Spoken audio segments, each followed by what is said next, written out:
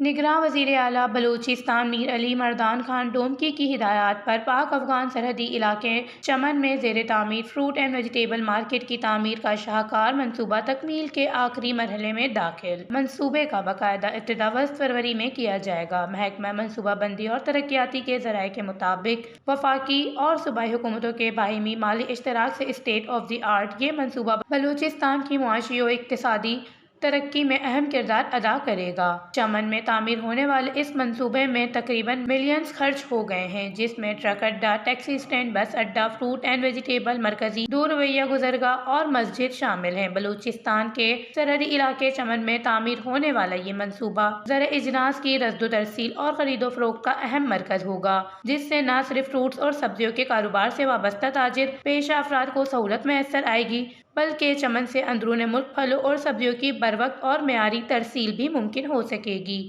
وش news, Quetta, Balochistan.